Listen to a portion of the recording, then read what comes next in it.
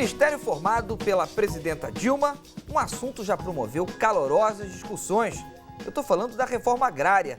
A ministra da Agricultura, Cátia Abreu, e o ministro do Desenvolvimento Agrário, Patrus Ananias, não comungam da mesma ideia se é preciso ou não haver uma reforma agrária no Brasil.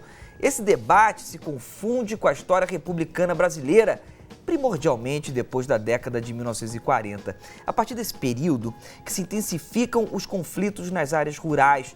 Uma das consequências das brigas entre fazendeiros e trabalhadores, principalmente, foi o surgimento das ligas camponesas, que reuniu e defendeu os interesses desses trabalhadores. Em 1963, em pleno governo João Goulart, o Jango, o Brasil parava para discutir as reformas de base, que incluía propostas de mudanças estruturais no campo. Há 30 anos, com a eleição de Tancredo Neves, o país assistia não somente o retorno do pleito democrático para o cargo presidencial, no caso do Tancredo indireto, mas depois dele tudo direto, mas também uma volta intensa da batalha pela terra no Brasil. O movimento dos sem terra, por exemplo, que surge em 1984, ganhava força e voz nacional após a volta da democracia. O governo Fernando Henrique Cardoso, de 1995 a 2002, foi o que mais desapropriou imóveis rurais e nativos. Foram 3.532 imóveis e mais de 540 mil famílias assentadas. Esses dados são do INCRA. A primeira gestão da presidenta Dilma Rousseff desapropriou 216 imóveis. De um lado desse debate, há um grupo que acredita, entre tantos outros pontos, seria impossível colocar todos nessa abertura, que o país não precisa de reforma agrária e que pensar nisso é ir contra um setor da economia, o agronegócio, que é responsável por 20% do nosso PIB.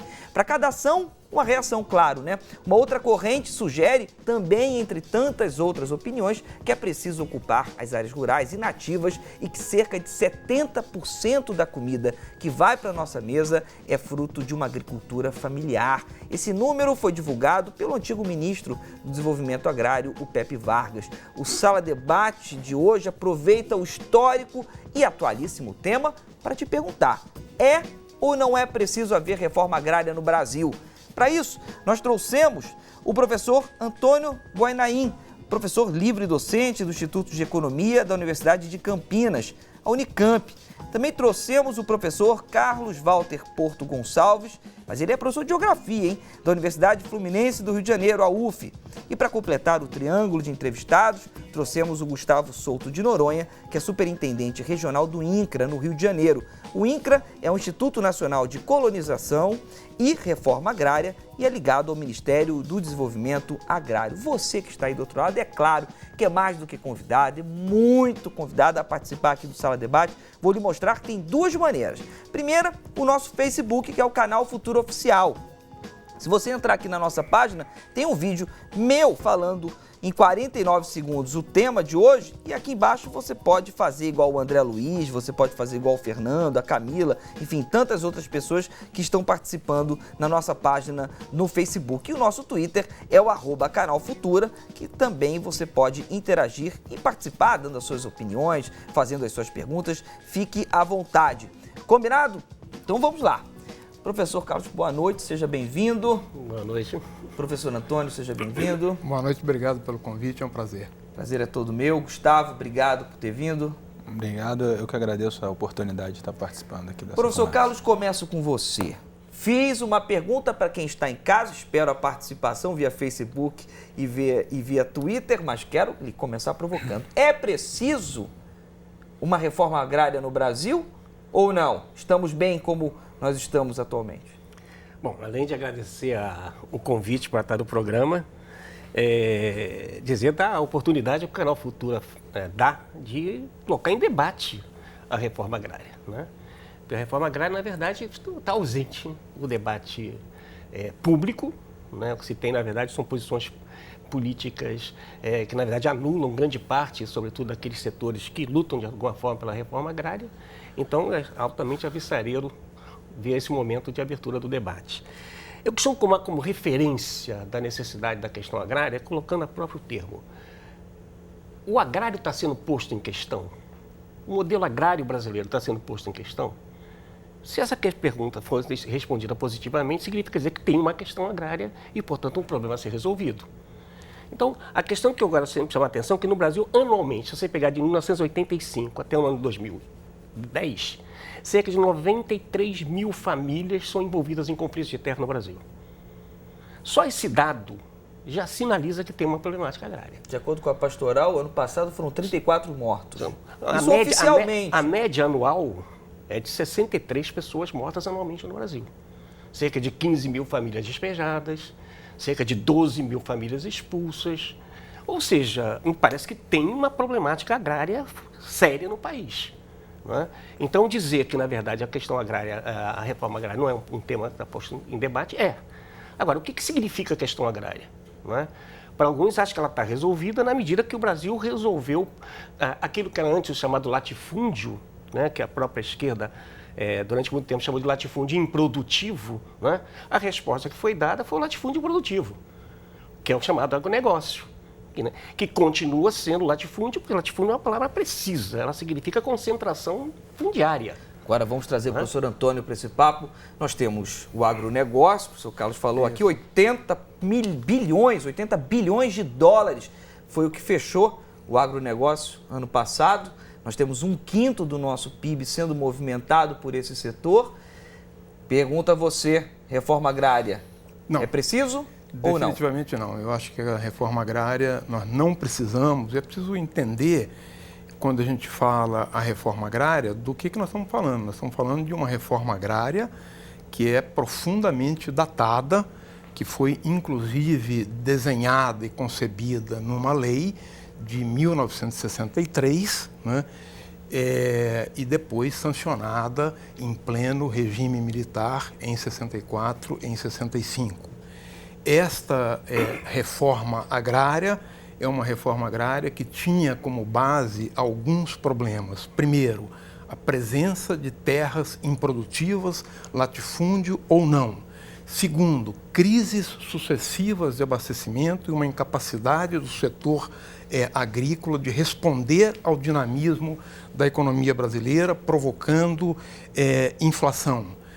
Terceiro, graves problemas sociais no campo por falta de capacidade de absorção da população nas cidades. Quarto, enorme contingente de pobreza rural. Quando você olha esses problemas, você se dá conta de que tudo mudou. E a questão que nós temos que nos perguntar é o seguinte: aquela solução de 40 anos atrás continua válida para um país que se transformou tanto, ainda que alguns dos problemas continuem vigentes, como o da pobreza rural? A pergunta é: o remédio é o mesmo de 40 anos atrás? Eu digo não e espero, durante o programa, ter condições de debater com os colegas. Então eu quero trazer o Gustavo para esse papo e, por favor, colocar na tela incra.gov.br. Gustavo vem representando o INCRA. E uma parte aqui no site, Reforma Agrária, eles defendem o motivo de, enfim, por que termos reformas agrárias no nosso país. E um é aqui, desconcentração e democratização da estrutura fundiária, temos geração de ocupação e renda, temos, enfim, 9 motivos que eles defendem. Gustavo, o professor Antônio é contra, não comunga da mesma ideia que a sua. Qual é a resposta para ele? Primeiro, assim, eu queria colocar que o Brasil é o país da reforma agrária perene, né? A gente está fazendo reforma agrária há não sei quanto tempo e não tem uma mudança radical da estrutura fundiária. Se você pegar o índice de Gini, da concentração da terra, você não tem grandes alterações nas últimas décadas, o índice de Gini se mantém mais ou menos estável. A gente tem hoje no Brasil, entre parceiros, que são os meeiros, quartistas, terças, que produzem terra, mas não são proprietários, ocupantes, que são poceiros, ou trabalhadores rurais que têm uma pequena produção na sua parcela, são produtores sem propriedade. A gente tem cerca de 800 mil famílias nessas condições no país. A gente tem, com propriedades inferiores a 2 hectares, ou seja, microfundiárias, micropropriedades, cerca de 1 milhão de famílias nessa situação. E a reforma agrária não é apenas para combater o latifúndio, é para combater o minifúndio, é para evitar essas propriedades que não permitem a subsistência das pessoas. Fora isso, a gente tem cerca de 100 mil famílias acampadas hoje no Brasil, demandando por terra, ou seja, na estimativa mais baixa, a gente tem cerca de 900 mil famílias que precisam de terra no Brasil. Então, o debate da reforma agrária é atualíssimo. Independente das outras questões que a gente pode discutir aqui, por exemplo, a reforma agrária ainda tem a questão inflacionária, a gente teve a questão do tomate, que foi caricato recentemente, então a questão da inflação com a reforma agrária ainda é necessária essa discussão, porque o alimento consumido, ele é produzido, como o dado colocado aqui, pela agricultura familiar. A gente tem uma série de questões que colocam essa pauta na ordem do dia. Gustavo, a cada frase sua, o professor se contorce ali e eu quero dar voz para ele. Porque eu acho que o debate esse da reforma agrária é um debate muito quente e nós todos nos envolvemos muito e acabamos não tendo, às vezes, condições de debater em cima de uma realidade muito objetiva, porque nós chegamos com já uma postura definida. Eu acho que não precisa da reforma agrária, mas agora eu devo dizer, inclusive, o seguinte: há 12 ou 14 anos atrás, eu coautorei um trabalho de referência sobre o assunto, junto com o orientador do Gustavo, o professor Carlos Gonziroli, da UF, que se chamava Agricultura Familiar e Reforma Agrária no século XXI, onde nós defendíamos, e eu defendia, a reforma agrária. Então, eu mudei de posição, porque comecei a olhar a realidade, observar e vi que não correspondia. Mas, eu digo, nós temos uma dificuldade de discutir em cima de números. Por exemplo, você disse que a agricultura familiar é responsável por 70%, 80% da produção de alimentos no Brasil. O nosso ex-ministro. O ex-ministro. Isso é absolutamente falso. Quando o ex-ministro disse isso, uma das maiores autoridades no assunto no Brasil, o professor Rodolfo Hoffmann, hoje aposentado da Unicamp e da Exalc, questionou isto ipsis literis, mostrando por A mais B que aquilo era falso. A agricultura familiar responde por, no máximo, 30% do consumo dos alimentos. O próprio ministro reconheceu, o próprio MDA reconheceu que esse número era falso. Então a gente diz, nós não precisamos falsear a realidade para defender a importância da agricultura familiar. Né? Então, esse debate do tema agrário está muito em cima de coisas falsas. Eu estava manifestando o contrário, porque o Gustavo falou, a reforma agrária visa também combater o minifúndio. Ora, a reforma agrária que tem sido feita tem, na verdade, contribuído para aumentar o minifúndio, quando o próprio INCRA, para aumentar o número de beneficiários, tem concedido terras, e o Gustavo sabe disso, para um número maior de famílias do que aquele que comporta a unidade desapropriada, gerando minifúndios. Claro. Você tendo, então, nós não temos nenhum instrumento no programa de reforma agrária para combater minifúndio. Eu sei que aqui vai ser difícil, os ânimos estão quentes, vou passando cada vez que possível para cada um, ok? E para você, primordialmente, que está aí do outro lado, faça igual o Felipe, o Jefferson, já vou trazer essa turma toda para participar aqui, como o José Luiz, obrigado pela participação de todos vocês. Nosso canal Futura Oficial no Facebook está ligadinho para você, tem o nosso @canalfutura, o nosso Twitter, já vou trazer todos vocês para dentro desse papo, fechado? Mas antes quero passar a bola para o professor Carlos, que também acho que não discorda de muita coisa do que você escreveu e acho que tem um posicionamento diferente sobre a agricultura familiar. Não, olha só, tem algumas palavras mágicas, né, que a gente que é do mundo acadêmico, sabe, quando a gente lança a mão delas, a gente desqualifica o interlocutor, né? É dizer que a gente está vendo os dados objetivamente. Cada um de nós sabe que a gente pode iluminar os dados de diferentes maneiras, né? Por exemplo, o Gustavo lançou mão do coeficiente de Gini, que pega a questão da concentração fundiária, né? Me parece que esse é um ponto que geralmente as pessoas que defendem o atual modelo agrário que está em desenvolvimento no Brasil, geralmente omite. A questão fundiária é uma questão ausente. E, na verdade, por que ela é central? Porque, na verdade, ela significa o fundo patrimonial da sociedade, do seu território. O que nós queremos fazer com o território? Se o território é concentrado em poucas mãos, significa dizer que o poder é concentrado. Então a questão da reforma agrária não é uma questão de economia. Esse é um reducionismo que, na minha opinião, empobrece o debate. A questão da reforma agrária é uma questão de poder, é uma questão de democracia. Se a terra, que é um bem que não é produzido pelo homem, a água, as matas, isso não é um patrimônio, é um fundo patrimônio da sociedade, o que nós queremos fazer com isso? Deveria ser democraticamente distribuído. Esse é o fundamento da reforma agrária. Se essa questão não está sendo atacada, a gente está concentrando o poder e está tendo essa sociedade que a gente tem hoje aí, com esse parlamento que a gente tem hoje aí. Que, na verdade, tem uma concentração de poder, é só ver qual é a bancada ruralista, não é isso? Porque a gente tem uma concentração de poder que inibe o processo de democratização da sociedade brasileira. Isso que me parece grave. Então, não é uma questão de economia. Né? É uma questão, inclusive tem essa polêmica, se quem produz mais são os pequenos ou são maiores. Eu não vou entrar nessa polêmica, né? Embora me pareça que ambos arrolam argumentos extremamente convincentes, né? E que são polêmicos. Agora, eu diria que, na verdade, a questão central é um modelo agrário e agrícola que concentra um bem que não foi produzido por homem nenhum. Ou foi por Deus ou pela natureza. Eu também não vou obrigar pelo nome. Agora, professor Carlos, tem uma coisa importante. E Antônio, li também bastante, muitos trabalhos seus. Tem uma questão que o professor Antônio defende, que é a nossa economia, e não só o professor Antônio, tem um grupo gigantesco de pensadores que defende que a nossa economia, nos últimos 10 anos, está sendo levada pelo agronegócio. Então a economia ela vai ter que permear esse debate, sim, até porque quem está em casa quer economia dentro desse papo. O Felipe Cruz Mendonça, obrigado, Felipe, pela sua participação. Diz o seguinte: professor Carlos Walter é um grande mestre, obrigado ao Canal Futura por trazê-lo para a gente. Manda um abraço para o Felipe. Claro. Ok. O Jefferson Batista ele diz o seguinte: reforma agrária. Jefferson, obrigado pela sua participação, tá? Se sinta em casa aqui no Canal Futura, no Sala Debate. Reforma agrária é a certeza de diversidade, vida e igualdade no campo. Reforma agrária garante o desenvolvimento da agricultura familiar, tão fundamental para a alimentação do povo brasileiro. O Brasil precisa urgentemente realizar a reforma agrária de maneira ampla. E ele vai dizer sobre a questão da terra, ser um direito, que nós não podemos admitir que nosso povo, sobretudo os mais pobres, continuam sendo excluídos.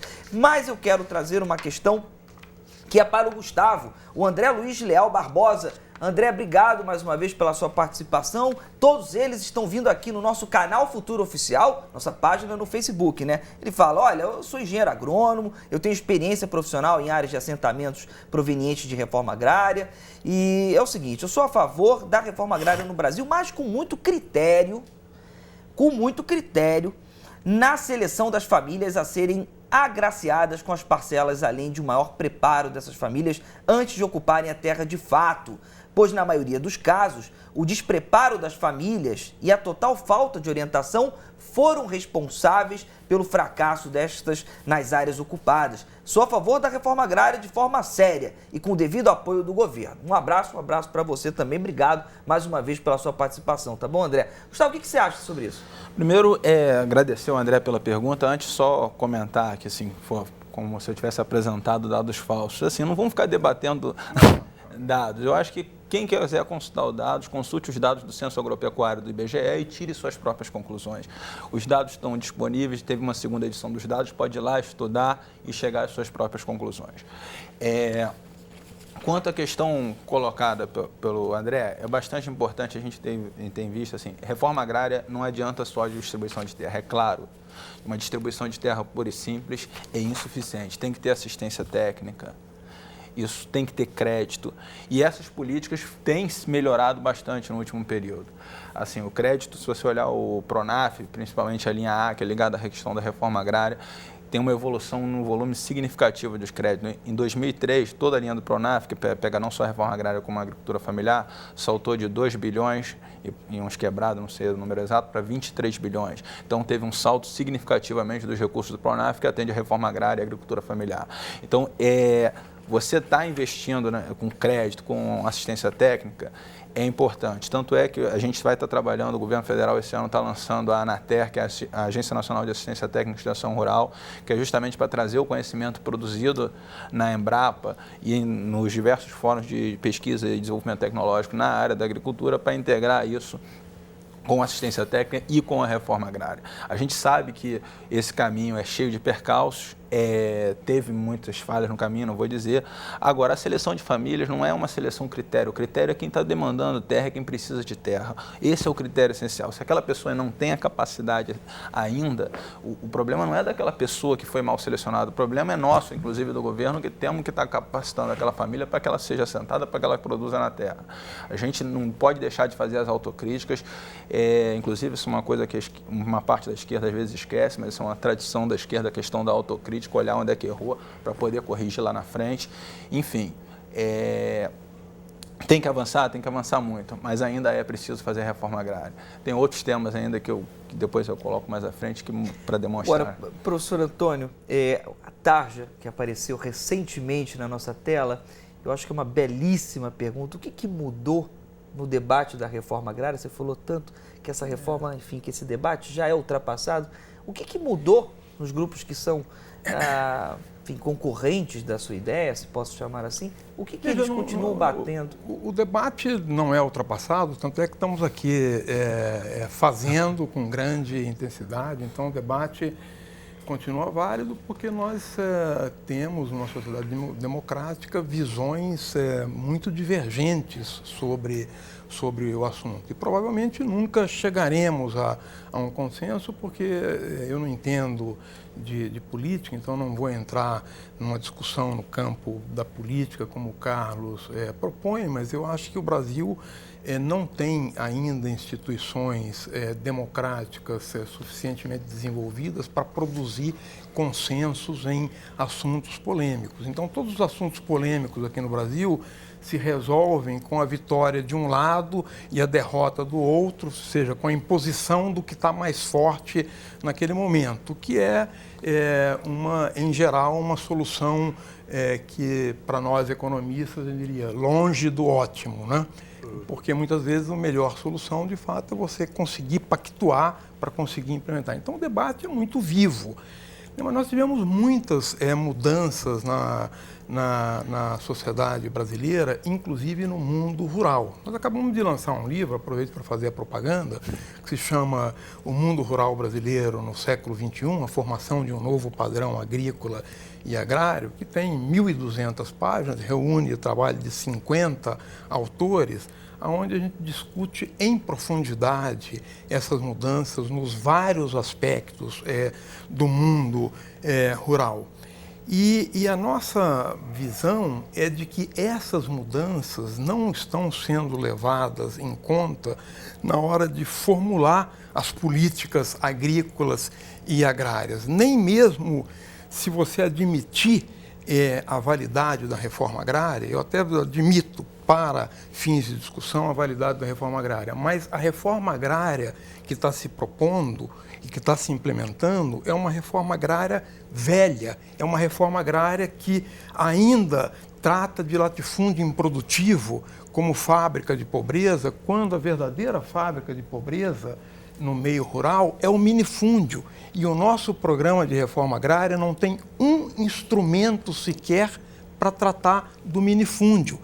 Então, mesmo admitindo a reforma agrária, a política que é adotada é uma política velha, que responde ao passado e que não leva em conta essas transformações. Senhor Antônio, deixa eu só trazer para o senhor Carlos, porque é o seguinte, nós temos uma realidade, isso de acordo com o censo, que 20% da população brasileira mora atualmente, cerca de 20%, tá? Esses números podem variar, 1%, 2%. 16%. Mas 16%. 16% moram no campo. Nós temos um alto índice de pobreza, aliás, o índice de pobreza é muito maior no campo do que nas áreas urbanas e também um alto índice de analfabetismo, ou seja, pessoas que não têm nenhum tipo de estudo. Como é que a gente consegue enfrentar a pobreza no campo sem haver um acesso, primeiro, à educação, também uma reforma agrária e, primordialmente, um treinamento desse pessoal? Eu diria que a primeira maneira de você combater a pobreza, né, é você respeitar a dignidade dos povos a quem você vai tratar. Né? E não vê-los como simplesmente uns coitadinhos, né, e como se fossem incapazes de viver. Né? Então, me parece que a primeira é uma certa visão, uma certa soberba, que diante dos outros não acredita na capacidade dos outros. Por exemplo, eu tenho uma vastíssima experiência na Amazônia. né? E vejo com a frequência com que as pessoas falam que a Amazônia é desconhecida. Que, na verdade, ignora que tem populações que são ágrafas, porque não sabem ler e escrever grande parte dela, mas tem um profundo conhecimento da floresta. As pessoas se esquecem que a Amazônia é povoada há 11.200 anos, como se alguém pudesse viver numa região sem conhecimento. Então, tem populações com profundo conhecimento, né? O professor Boaventura Sousa Santos, que é um sociólogo português, costuma dizer que se você quiser mandar um foguete à Lua, você vai lá e conversa com o pessoal da NASA. Se você quiser salvar a Amazônia, você vai ter que conversar com o ribeirinho, com quilombolas e com índios. Agora, qual é a nossa visão disso? Que são atrasados. Já entra uma forma de desqualificar essa população. O Brasil é um país que tem 305 povos e etnias indígenas, por exemplo. Fala 274 línguas. Isso não é um patrimônio. E os índios não são abstratos, eles vivem em territórios. E esses territórios estão sendo invadidos pela expansão do gado, porque, sobretudo, em São Paulo, onde avançou muito a cana, inclusive o pessoal do ICONE, Instituto de Comércio e Negócios Internacionais, com estudos fantásticos, vão mostrando como é que ia se dar a nova geografia com a expansão da cana no Sudeste brasileiro e no Mato Grosso do Sul, etc. E, na verdade, se esqueceu de dizer para onde ia o gado que está sendo retirado dessa área. Foi para a Amazônia. Então, a gente hoje está tendo um processo de devastação. A carne que eu estou comendo em Niterói, onde eu moro, é a carne que vem de Paragominas. Tenta fazer um balanço energético do custo dessa carne. Ambientalmente é um desastre. Essa carne é um tipo de produção que é energívoro. Ele é ambientalmente insustentável.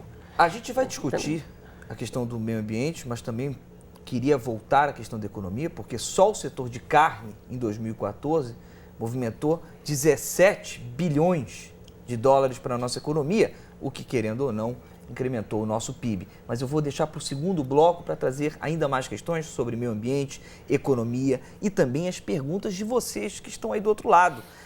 @Canal Futura é o nosso Twitter e Canal Futura Oficial é o nosso Facebook. O tema é quentíssimo e é óbvio que no segundo bloco não deixaremos para menos. Traremos para o nosso bate-papo o José Carlos da Silva Lima, ele é da Pastoral da Terra, e também traremos o Moacir Bogado, que ele é produtor e médio, grande produtor aqui do Rio de Janeiro, tá bom? Então a gente se vê daqui a pouquinho. Espero você.